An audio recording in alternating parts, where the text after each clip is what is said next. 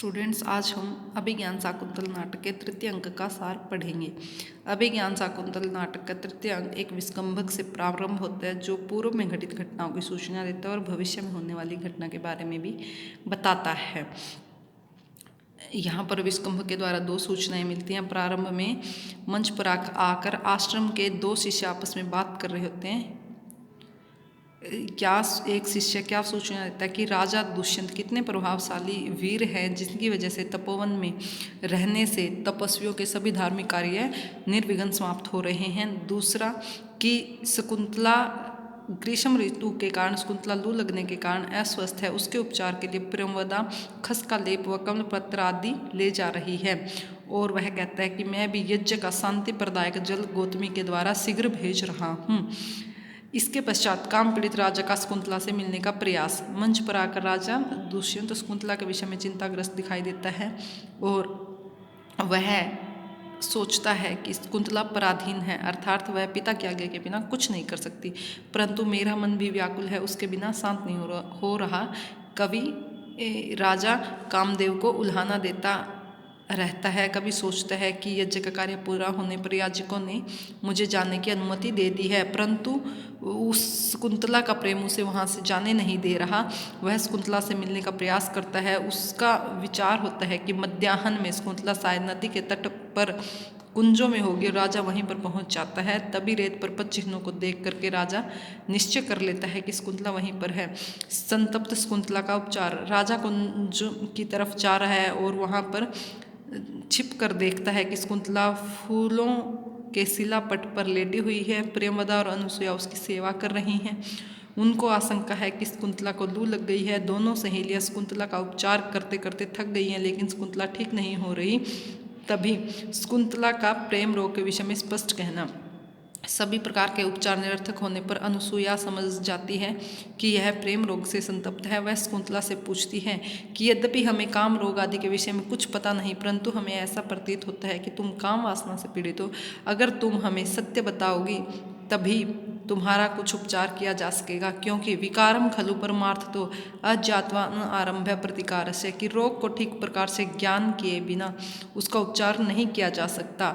पहले तो शकुंतला हिचकिचाती है, परंतु सखियों द्वारा बार बार पूछने पर शकुंतला कह देती है कि जब से मैंने तपोवन में आए हुए उस राजा को देखा है, तभी से मेरी यह दशा उनके प्रेम के कारण हुई है। दोनों सखियां बहुत प्रसन्न होती हैं क्योंकि शकुंतला ने अपने अनुरूप पति का वर्ण किया है। इसलिए अनुसुईया कहती हैं कि सखी दृष्टिया अनुरूपस्ते अभिलाषा, कि हे सखी तुम्हारी अभिलाषा सर्वथा अनुरूप है। महानदी सागर को छोड़कर और कहाँ जा सकती है, अर्थात तुमने अपने अनुरूप पति का वर्ण किया है। शकुंतला का प्रेम पत्र लिखना। शकुंतला का यह प्रेम रोग बढ़ चुका था, कोई ऐसा उपाय बताएं जिससे कि वह इससे मुक्ति प्राप्त कर सके और राजा से मिल सके।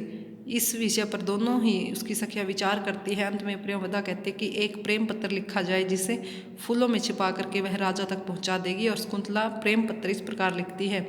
तब न जाने हृदयम मम पुनः कामो द्व अपि रात्रौ निष्कृप्ताप्यति बलियांस्त्वयि युक्त मनोरथ में अंगानी। अर्थात हे दयाहीन, मैं तुम्हारे हृदय की बात नहीं जानती, परंतु कामदेव ने मुझे तुम्हारे कारण दिन रात पीड़ित कर रखा है। यहाँ पर सखियों के द्वारा राजा से शकुंतला की रक्षा के लिए वचन लेना। जब वह प्रेम पत्र लिख रही होती हैं और राजा यह बातें सुन करके वहाँ पर उपस्थित हो जाता है, तीनों सखियों की बात सुन रहा था, वहाँ उपस्थित हो जाता है। वे सखियाँ राजा का सत्कार आदि करती हैं। तब प्रेमवदा कहती है कि आप दोनों का प्रेम अप्रत्यक्ष है, परंतु काम पीड़ित हमारी सखी शकुंतला बाद में किसी अशोचनीय दशा को प्राप्त न हो, इसलिए राजा क्यों ना हो इसके बारे में वो कहते हैं, क्योंकि राजा के अंतपुर में अनेक रानियां होती हैं, ऐसा ना हो कि हमारी सखी को बाद में पश्चाताप हो। अतः मर्यादा की रक्षा करना आपका परम कर्तव्य है, हमें विश्वास दिलाएं। राजा शकुंतला की प्रतिष्ठा के बारे में वचन देता है कि उसकी दोनों सखियों को चिंतित देख करके वचन देता है कि परिग्रह बहुत्वे अपि द्वे प्रतिष्ठे कुलस्य न समुद्र वसना चौरवी सखी चयूर एवं मेरे अंतपुर में चाहे कितनी भी स्त्रियाँ हो परंतु मेरे वंश की प्रतिष्ठा दो पर ही निर्भर रहेगी, एक तो समुद्र पर्यंत यह पृथ्वी और दूसरा तुम्हारी सखी शकुंतला। राजा के वचन सुनकर दोनों अत्यंत प्रसन्न होती हैं। राजा का शकुंतला से गांधर्व विवाह करके प्रेम क्रीड़ा करना। राजा और शकुंतला के एकांत समागम के लिए अनसुईया और प्रियंवदा हिरणी के बच्चे के साथ खेलने के बहाने से, पकड़ने के बहाने से वहाँ से चली जाती हैं। यद्यपि राजा और शकुंतला दोनों एक दूसरे से घनिष्ठ प्रेम करते हैं परंतु शकुंतला इसके लिए सम्माननीय जनों की आज्ञा लेना उचित समझती है।